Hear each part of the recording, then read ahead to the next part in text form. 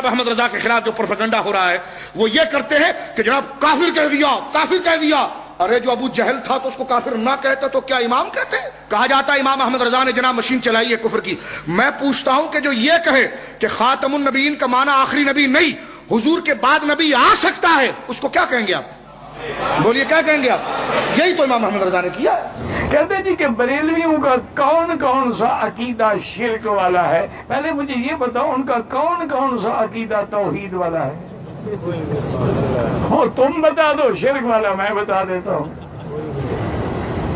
اگر قبروں پہ سجدہ کرنا یہ توحید والا عقیدہ ہے، قبروں پہ طواف کرنا یہ توحید والا عقیدہ ہے، ہر سال بزرگوں کا عرس منانا، عرس جانتے ہو کیا ہوتا ہے؟ عرس ہوتا ہے شادی، یعنی اللہ سے ہر سال شادی کراتے ہیں۔ اسی لیے بزرگ فوت ہو جائیں یہ نہیں کہتے کہ مر گئے، کہتے ہیں کہ وصال فرما کے وہ تو اللہ سے مل گئے نا، پھر اگلے سال ان کا عرس ہوگا۔ کوئی ایک مصیبت ہو تو میں بتاؤں۔ اور آخری جو پوائنٹ نمبر 10 ہے جسے میں نے انجینئر کی ڈاکٹرن کا نام دیا ہے، یہ ہے تبدیلی والا معاملہ، کہ میں نے ہر فرقے کے اصول اور مبادی کے اوپر ان کو پلٹا ہے، جسے اردو میں کہا جاتا ہے پہلوان اپنے زور پر گرتا ہے۔ ان پہلوانوں کو میں نے ان کے زور پہ گرایا ہے۔ بریلویوں کا ترہ امتیاز تھا کہ سارے گستاخ رسول ہیں۔ جب پوچھتے تھے کیوں، کہتے ہیں انہوں نے نبی الاسلام کی شان میں گستاخیاں کی ہیں، اشرف علی رسول اللہ، اور پھر حسام الارمین میں جو گستاخانہ عبارتیں اعلیٰ حضرت نے ہائی لائٹ کی۔ میں حاضر دماغ ہو کر اس مسجد میں اعلان کر رہا ہوں، جس کوٹ کے اندر، جس چینل پر مجھے تم اپنے شیخ الاسلام تقی عثمانی کے سامنے بٹھاؤ گے، میں ثابت کروں گا کہ امام احمد رضا نے دیوبند والوں پر فتویٰ سچا لگایا تھا۔ تو میں نے کہا کہ پھر اب قائم رہنا ہے، اور اس وقت تو جوش میں آ کے یہ کہہ دیتے ہیں جی وہ ساڈا بھی کوئی گستاخ ہو ایسے انہوں نہیں چھٹا گے جی۔ تو میں نے جب چشتی رسول اللہ نکالا، کشف المحجوب سے صاحب اور سکر کی عبارتیں نکالی، تذکرۃ الاولیاء سے بایزید بستامی کے دعوے نکالے کہ قیامت کے دن محمد اور تمام نبی میرے جھنڈے کے نیچے ہوں گے، نعوذ باللہ۔ جب یہ میں نے ان سارے بابوں کو ننگا کیا نا بریلویوں کی پبلک میں، مولوی تو ان کے ہو گئے ہمارے خلاف، کیونکہ انہوں نے کہا یار یہ تو ہمارا ہتھیار، یہ ہماری جوتی ہمارے سر پہ مار دی، لیکن عوام ان کو چھوڑ گئی۔ یہ ہے انجینئر کی ڈاکٹرن۔ تو ظاہر ہے کہ یہ تو پھر میں سرجن والا کام کر رہا ہوں نا، تو چیخیں تو سر اٹھیں گی۔ لوگ کہتے ہیں جی وہ طارق جمیل صاحب کی بات سن کے تو کسی کی چیخ نہیں نکلتی۔ بھئی طارق جمیل صاحب تو ہومیوپیتھک ادویات آپ کو دے رہے ہیں اور وہ اختلافی موضوعات پہ تو بات ہی نہیں کر رہے۔ طارق جمیل صاحب کے سامنے اگر کوئی اپینڈکس کا مریض چلا جائے تو وہ تو اتنے نرم دل والے ہیں کہ خود ہی بے ہوش ہو جائیں گے اس کا آپریشن کرنے سے پہلے۔ ہاں، غامدی صاحب کے سامنے آپ کو بندہ لے جائیں جس کی ہڈی ٹوٹی ہوئی ہے یا اس کا شولڈر اتر گیا، وہ بیچارے چراتے چراتے خود ہی غم کھا کے بے ہوش ہو جائیں گے۔ تو میں کیا کرتا ہوں، میں تو گرائنڈر پکڑ لیتا ہوں، ٹھیک ہے، پتہ ہے اینا لمبا سوا ہوتا ہے، وہ اینستھیزیا دیندے نے جڑا کانڈ چلاندے نے، ٹھیک ہے نا۔ تو ہمارے وہ جو جواد نقوی صاحب ہیں انہوں نے بڑی پیاری بات کی، انہوں نے کہا باقی لوگ تو اینستھیزیا دیتے ہیں نا، انجینئر صاحب تو وہ بے ہوش کرنے والی دوائی دیے بغیر ہی آپریشن شروع کر دیتے ہیں۔ یہ ایک انجینئر صاحب ہیں، انجینئر مرزا علی، سوشل میڈیا پہ کافی مقبول ہیں، اور وہ مختلف مذاہب اور فرقوں کا آپریشن کرتے ہیں بغیر بے ہوشی کے، بہت دردناک طریقے سے آپریشن کرتے ہیں۔ ویسے مریض کا آپریشن کیا جاتا ہے بے ہوش کر کے تاکہ اس کو درد نہ ہو، وہ بلکہ اگر بے ہوش ہوا ہو اس کو جھنجھوڑ کے ہوشیار کر کے پھر شروع کر دیتے ہیں آپریشن اس کا، تو تکلیف زیادہ ہوتی ہے، درد زیادہ ہوتا ہے۔ تو ایسا نہیں ہے میں بے ہوش کرتا ہوں، یہ ایسا نہیں ہے میں بے ہوش کرتا ہوں۔ پہلے بریلویوں کہتا ہوں دیکھیں اشرف علی رسول اللہ، کہتے ہیں ہاں کفر ہے، یہ میں بے ہوش کر رہا ہوتا ہوں ان کو۔ جب وہ گیڑے میں آتے ہیں لا کے پھر میں چشتی رسول لائن سٹنا نا، تو وہ پھر انہوں نے ایکسیپٹ ہو جاتا ہے۔ تو میری مثال آپ اس لیے نہیں دے سکتے کہ میں وہ کام کر رہا ہوں جو کوئی اور کر ہی نہیں رہا، اور نہ اس کے اوپر مجھے ٹونٹ کیا جا سکتا ہے۔ آج تک کسی آرتھوپیڈک سرجن کے ساتھ کسی نے کوئی گلا شکوہ کیا ہے کہ حضرت آپ کے کلینک میں جب بھی آیا میں نے لوگوں کی چیخیں ہی دیکھی ہیں، کو میٹھی میٹھی گلا بھی کریا کرو، وہ بتائے گا اللہ کے بندے میرے پاس جو لوگ آ رہے ہیں نا، کسی کی پنڈلی کی ہڈی ٹوٹی ہوئی ہے، کسی کی بازو کی ہڈی ٹوٹی ہوئی ہے، کسی کا شولڈر اترا ہوا ہے، کسی کی انگلی اتری ہوئی ہے تو جب میں اسے سیدھا کروں گا تو چیخ تو وہ مارے گا. اور ساتھ آپ کو پھر وہ بتائے گا کہ دنیا کی کوئی دوائی، کوئی دم یہ والا کام نہیں کر سکتا جو آرتھوپیڈک سرجن کرتا ہے، یا کوئی آپریشن کرنے والا سرجن. جب بائی پاس ڈیو ہے تو بائی پاس ہوگا. کوئی دوائی ایسی نہیں ہے جو اس کو اوور کم کر دے. ہڈی ٹوٹ گئی ہے تو کوئی دوائی اس ہڈی کو جوڑ نہیں سکتی جب تک کہ آپ ہڈی کو سیدھا کر کے بینڈیج نہیں کرتے. اس کے اوپر 5 سے 6 ہفتے کا کیورنگ پیریڈ ہے اس کا. ساتھ ادویات سپورٹیو ضرور ہوتی ہیں لیکن ہڈی کو سیدھا رکھنا ہوگا. وہ بھی ہلکی سی ٹیڑھی رکھی جائے تو پوری زندگی کے لیے ٹانگ ٹیڑھی ہو جاتی ہے. اور اپینڈکس کی تکلیف میں سے تو آپ میں سے کئی لوگ گزرے ہوں گے. مجھے بتائیں دنیا کی کوئی دوائی اپینڈکس کی تکلیف کا علاج کر سکتی ہے؟ وقتی طور پہ کوئی پین کلر لگا لے تو چند گھنٹے آپ کے گزر جائیں گے. جب تک وہ نکالتے نہیں نا باہر تو وہ نکالتے کس طرح ہے؟ طارق جمیل یا غامدی سٹائل میں یا انجینئر کے سٹائل میں؟ ہاں، انجینئر سرجن والے سٹائل میں. اور یہ میرا بھی سٹائل نہیں ہے، نہ میرے استاد صرف ڈاکٹر اسرار صاحب کا یہ سٹائل ہے، بلکہ نبی الاسلام کا بھی سٹائل یہ تھا. صحیح مسلم 2005 نمبر حدیث کہ نبی الاسلام جب ممبر پہ چڑھتے آپ کی آواز بلند ہو جاتی، آنکھیں سرخ ہو جاتی، غصے میں اضافہ ہو جاتا جیسے کوئی جرنیل اپنی فوج کو تیار کر رہا ہوں. ہاں، باقی عام گفتگو میں آپ میرے ساتھ بیٹھ کے کھانا کھائیں تو ظاہر ہے میں اس پیشن سے تو نہیں بول رہا ہوں گا. اس پیشن سے میں اپنی بیوی سے کھانا تو نہیں مانگتا ورنہ تو مجھے نہ ملے. تو وہ تو ظاہر ہے کہ یہ ایک دعوت کا سٹائل ہے، یہ ایک یعنی ریکوائرمنٹ ہے ممبر کی. ملاقات گفتگو اور چیز ہوتی ہے، جب تقریر کر رہا ہوتا ہے انسان اس کا سٹائل بالکل ڈیفرنٹ ہوتا ہے. تو یہ جو پیشن والا سٹائل ہے اس نے دنیا کے اندر چینج لے کے آیا ہے. اس کے بغیر دنیا میں چینج آنے والی نہیں تھی میرے بھائی، یہ ذہن میں رکھیے گا. تو یہ انجینئر کی جو ڈاکٹرن تھی کہ اصول اور مبادی کے اوپر آپ نے الٹ دینا ہے. بریلویوں کو کیسا الٹا؟ دیوبندیوں نے رٹ لگائی ہوئی تھی. جب ہم کہتے تھے یار بریلوی دیوبندی ایک ہو، دونوں حنفی ہو، یار کیا مسئلہ ہے؟ باپ ایک ہے یار، ایک دوسرے کو لالی کیوں نہیں سمجھ رہے؟ ایک باپ کی اولاد ہو، امام حنیفہ کی طرف اپنے آپ کو منسوب کیے ہوئے ہو، پوری فقہ ایک ہے، پرانے سارے بزرگ ایک ہیں، صوفیاء تمہارے ایک ہیں. وہ دیوبندیوں نے کہا کہ نہیں یہ جو بریلوی ہیں شرک کرتے ہیں، قبروں سے مانگتے ہیں، یہ کرتے ہیں. کہتے جی کہ بریلویوں کا کون کون سا عقیدہ شرک والا ہے؟ پہلے مجھے یہ بتاؤ ان کا کون کون سا عقیدہ توحید والا ہے؟ تم بتا دو شرک والا، میں بتا دیتا ہوں. اگر قبروں پہ سجدہ کرنا یہ توحید والا عقیدہ ہے، قبروں پہ طواف کرنا یہ توحید والا عقیدہ ہے، ہر سال بزرگوں کا عرس منانا، عرس جانتے ہو کیا ہوتا ہے؟ عرس ہوتا ہے شادی، یعنی اللہ سے ہر سال شادی کراتے ہیں. اسی لیے بزرگ فوت ہو جائیں یہ نہیں کہتے کہ مر گئے، کہتے ہیں کہ وصال فرما کے وہ تو اللہ سے مل گئے نا، پھر اگلے سال ان کا عرس ہوگا. کوئی ایک مصیبت ہو تو میں بتاؤں. میں نے وہ سارے واقعات دیوبندیوں کے بزرگوں سے بھی ثابت کیے. اب مجھے بتائیں بند گلی میں داخل ہو گئے، وہ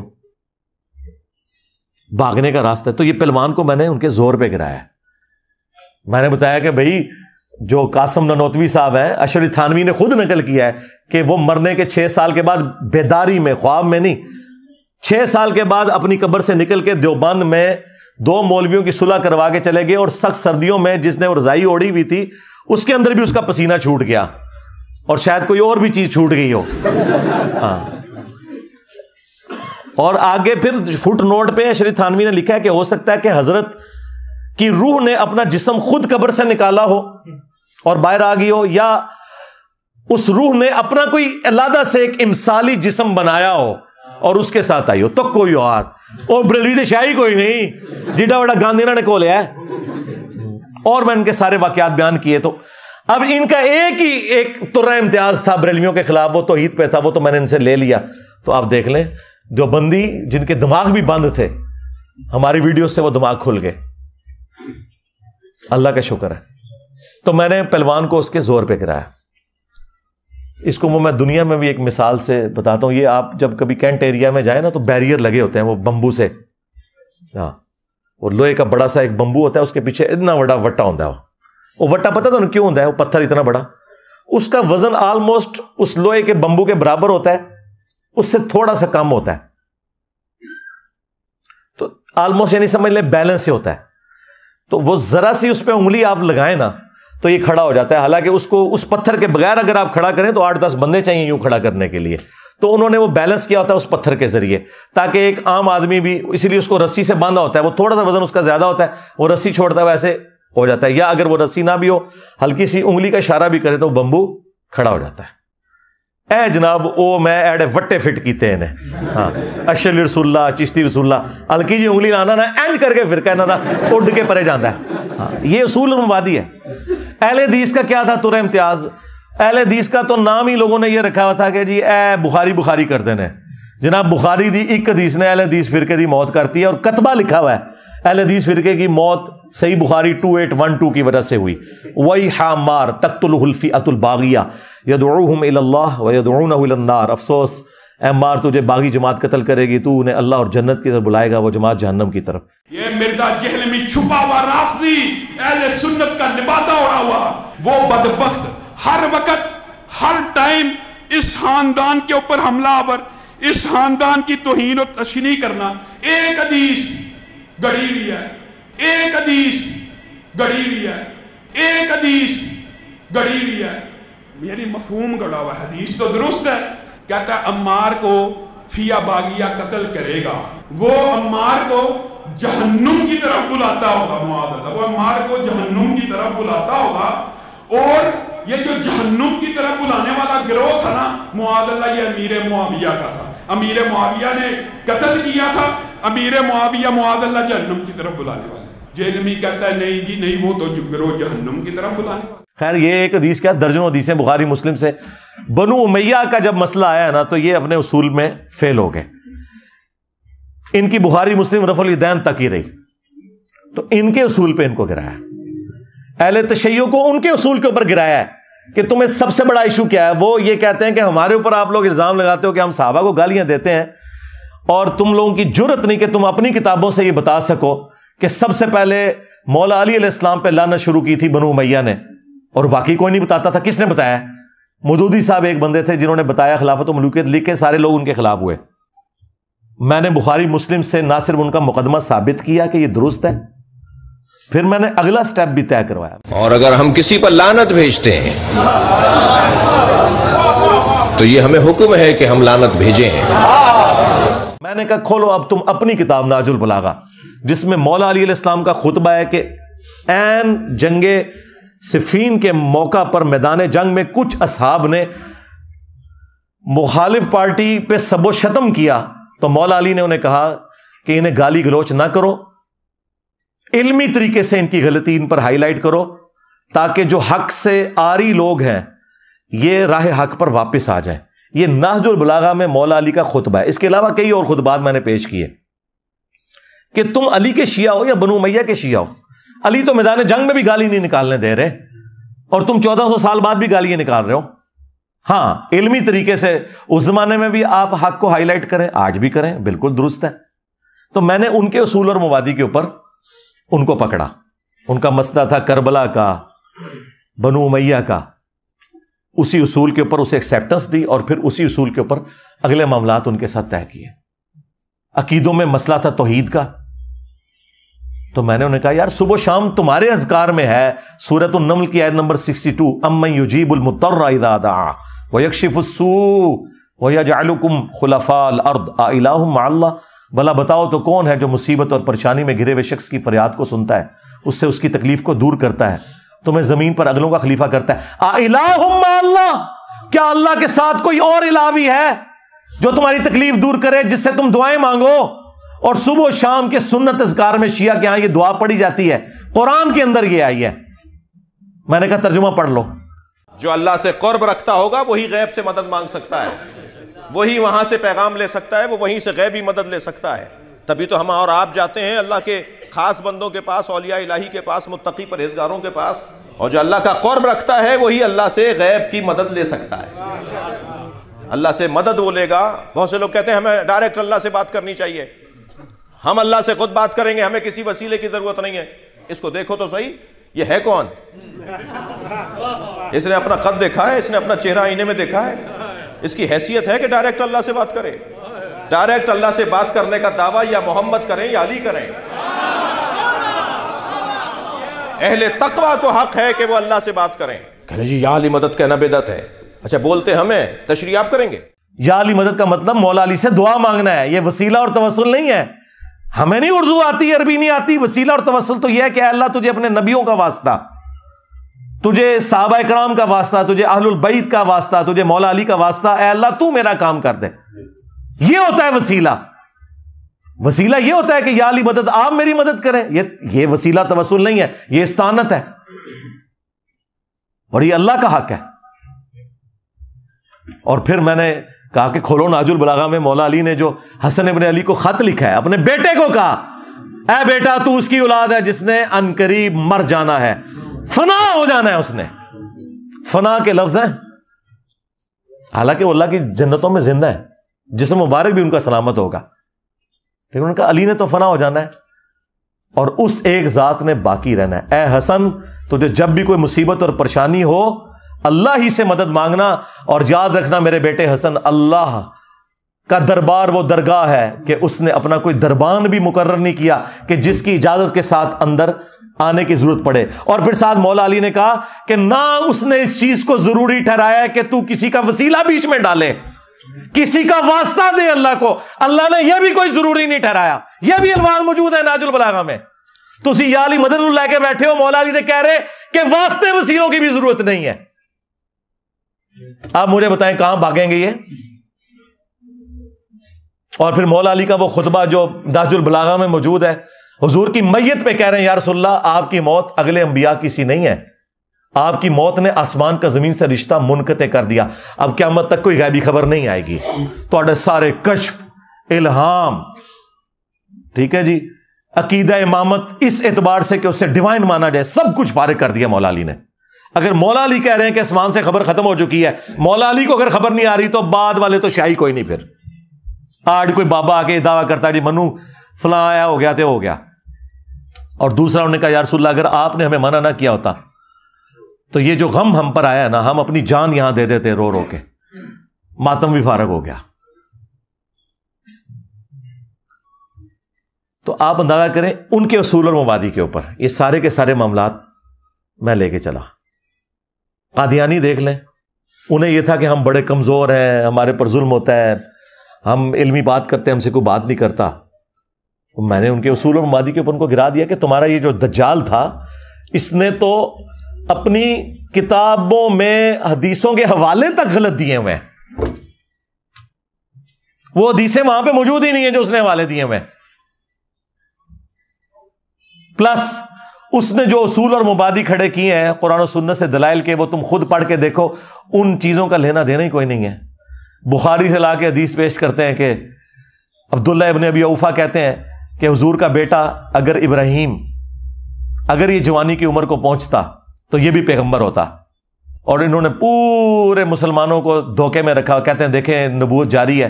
تبھی تو صحابی کہہ رہے کہ حضور کا بیٹا قاسم بن محمد، جن کی وجہ سے کنیت تھی رسول اللہ کی صلی اللہ علیہ وآلہ وسلم ابو القاسم، یہ اگر زندہ رہتے تو پیغمبر ہوتے ہیں.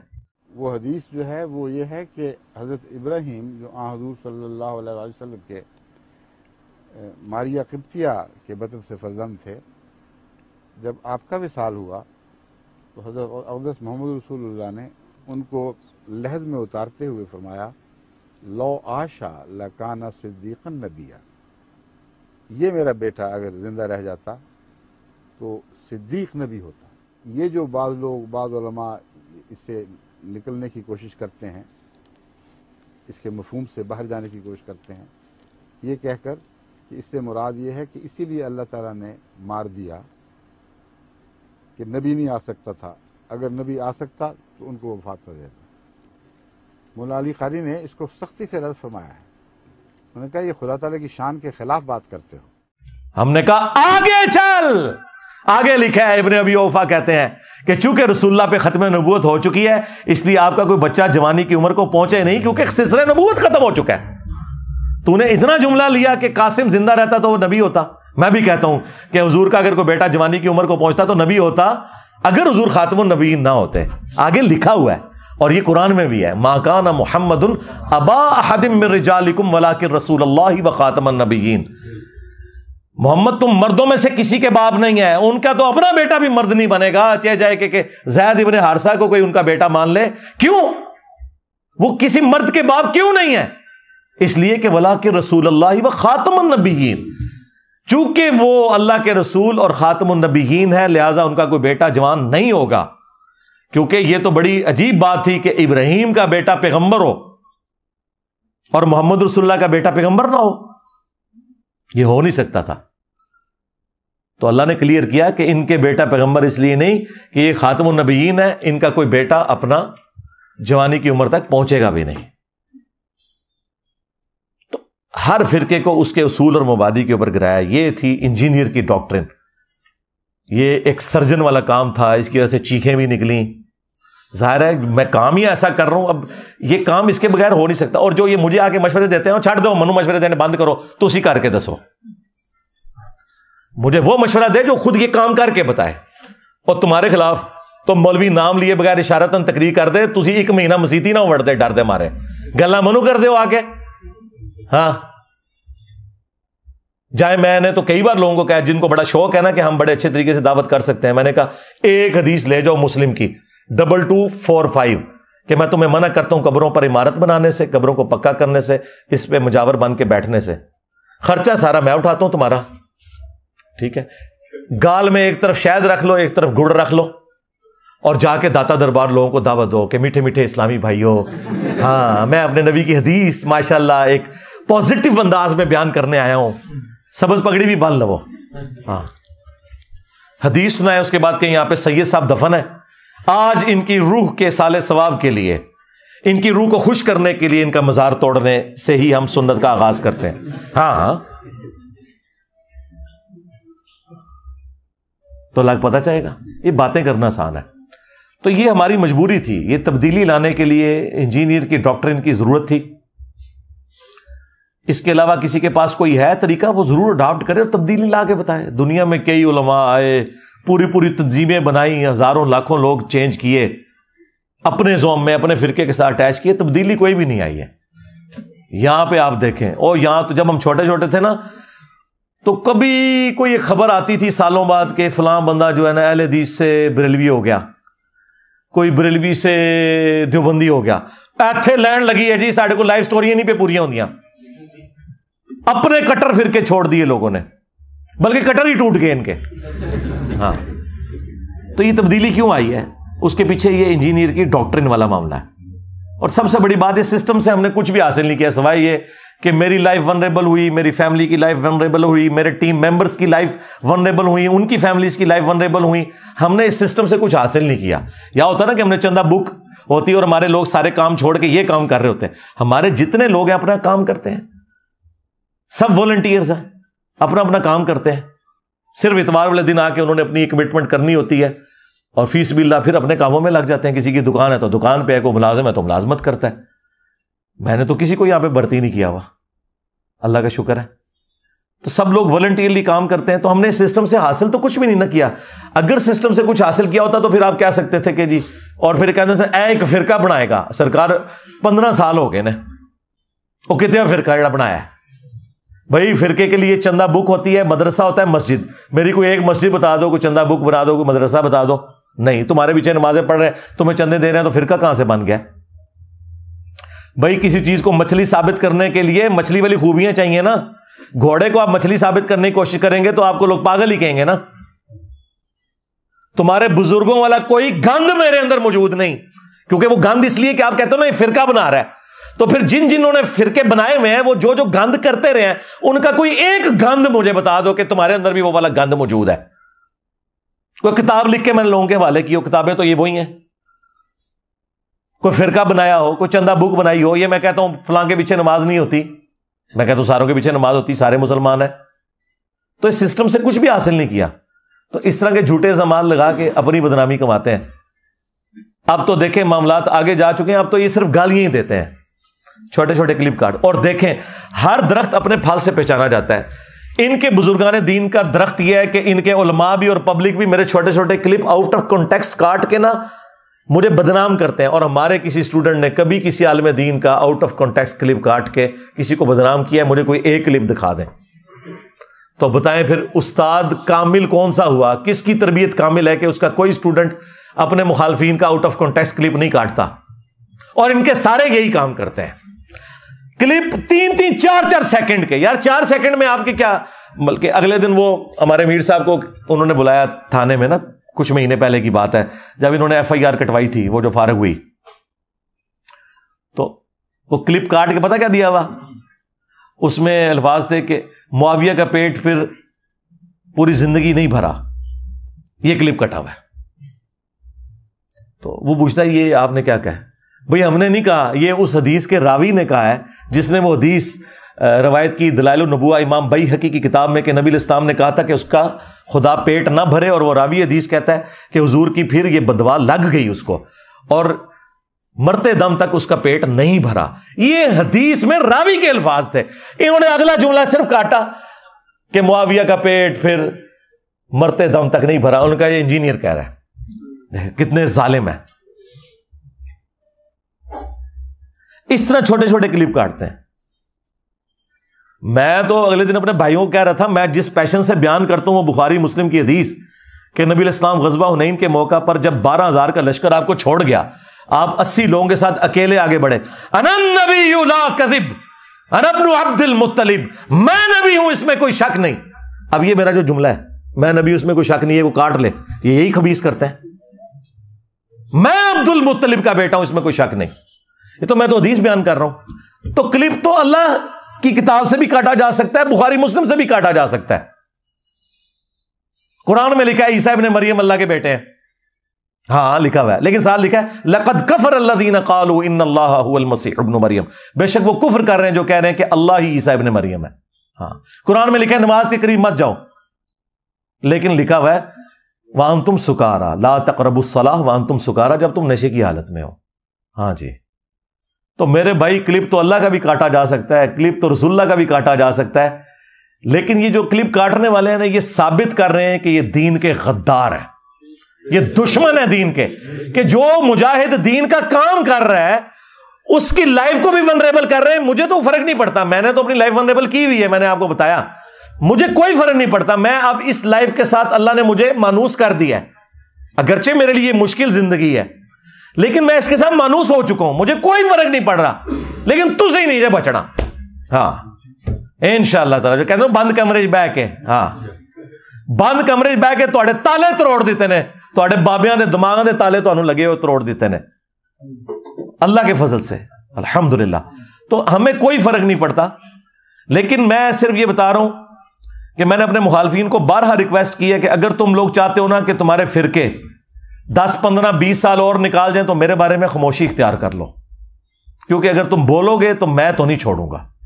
ہاں اور جب تم بولو گے میں اتنا ہی اس کا جواب جب دیتا ہوں تو پھر کوئی کسی کا میں لحاظ نہیں کرتا، کیونکہ ہم کسی سسٹم کے بینیفیشری نہیں ہیں. دیکھیں وہ بدماش قسم کے مولوی جن کے نام ٹی وی پہ آ کر لوگ اشارتاً لیتے ہیں، میں ان کو بائی نیم للکارتا ہوں. ہے کسی کی جرت دبک جاتے ہیں.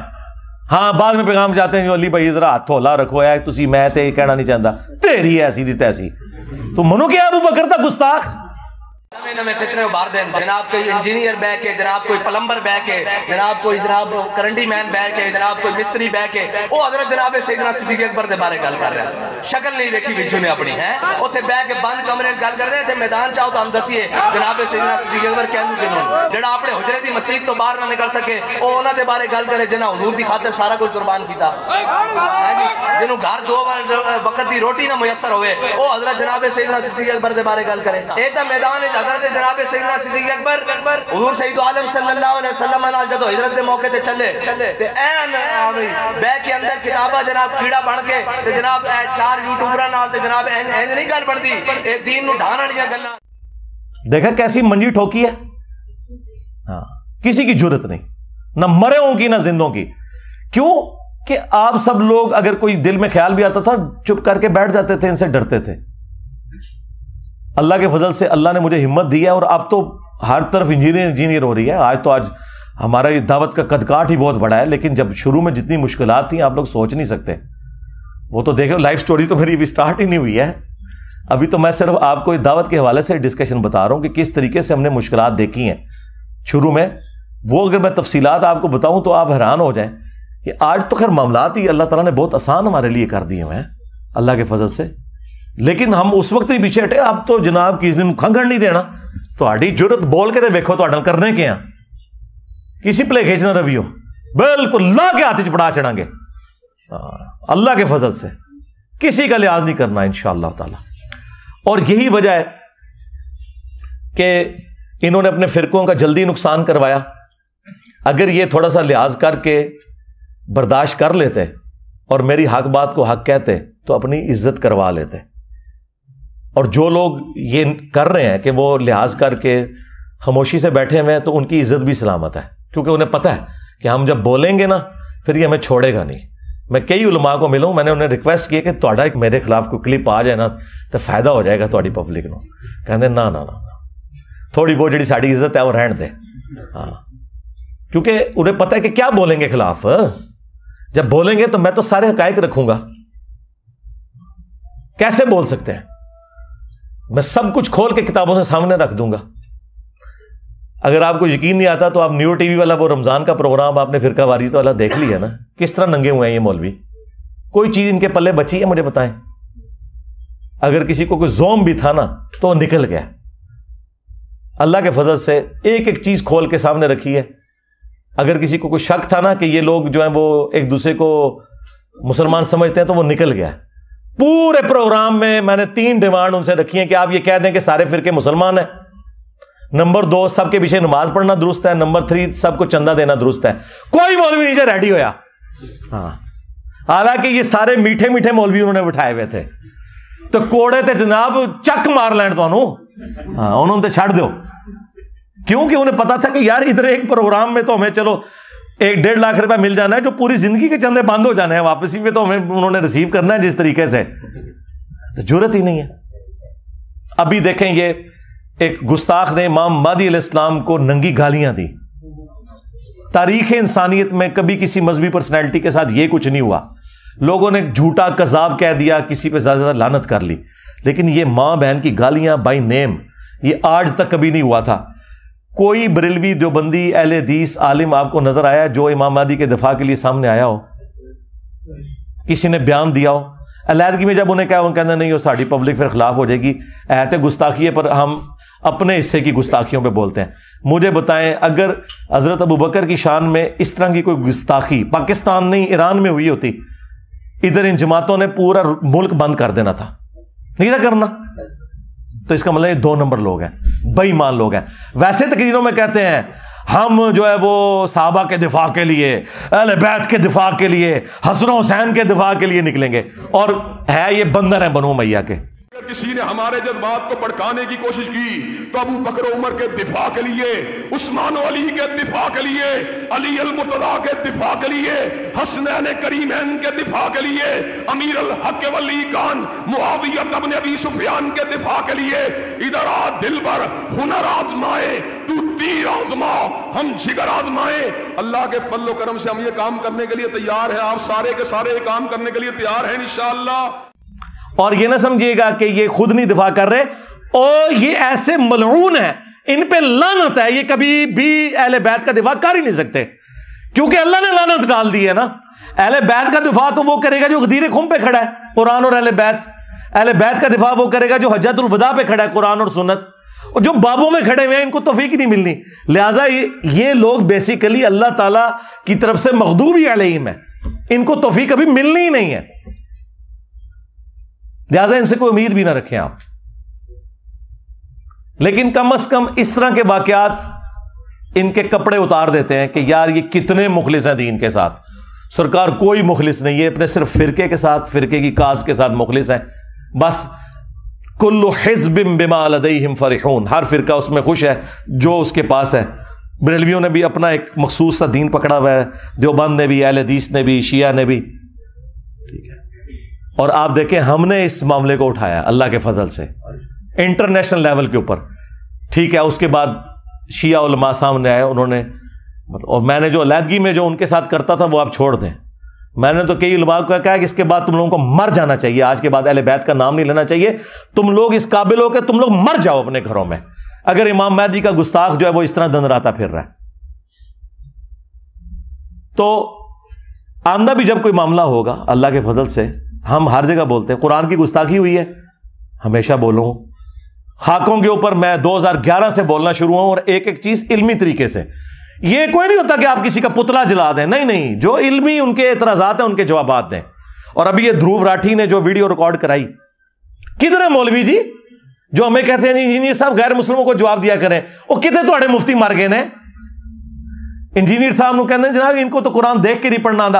اوے تھوڑے جڑے مولوی نے نا، جتنے میں نے قرآن کی درجنوں آیات کے حوالے دیے ہیں نا اس لیکچر کے اندر، وہ دیکھ کے لیکچر اسی طرح تجوید کے ساتھ وہ آیات ابھی پڑھ کے کو بتا دے مجھے، تجوید کے ساتھ باتیں کرتے ہو، اے بے تے پڑھنے والے ہو۔ ہاں ہاں یہی کچھ پڑھے ہوئے ہیں۔ تقی عثمانی صاحب عربی معروف قرآن والی نہیں پڑھ سکتے، جاوید غامدی صاحب قرآن والی معروف عربی نہیں پڑھ سکتے، وہ اپنے اسی سٹائل میں، مجہول سٹائل میں عربی پڑھتے ہیں۔ قاری حضرات تو اسے لحن جلی کہتے ہیں، مانتے ہی نہیں ہیں۔ اور جن جاہلوں کا حال ہو کہ معاذ اللہ کو معاذ اللہ کہتے ہوں، وہ ہمیں کہیں گے عربی نہیں آتی، نہ سوئے تو معاذ اللہ ثم معاذ اللہ۔ اور ابھی جو یہ چھوٹے بہت جو الفاظ کے جو غلطی ہے نا ان کی، اگر میں ایک ایک مفتی کا کلپ کاٹوں نا، لیکن یہ علمی پھر اپروچ میری نہیں ہوگی، میں سلوشن اینڈ پہ نہیں، پرابلم اینڈ پہ چل جاتا ہے۔ لفظ لوگ مقلد بولتے ہیں، لفظ مقلد ہوتا ہے، کوئی نہیں۔ لوگ اخلاق بولتے ہیں، اخلاق ہوتا ہے لفظ، کوئی ایک لفظ تو ساری غلط بولتے ہیں۔ مستقبل، یہ ہم اردو میں جو کہتے ہیں نا فیوچر کو مستقبل، مستقبل میں یہ ہوگا، یہ لفظ ہے مستقبل، زبر ہے لیکن کوئی بھی نہیں بولتا۔ اب ہم یہ غلطیاں اس طرح کی نکالیں گے، بھائی سلوشن اینڈ پہ رہیں، ہم چیزیں سیکھنا چاہتے ہیں، سکھانا چاہتے ہیں، کسی کو نیچا دکھانا ہمارا مقصد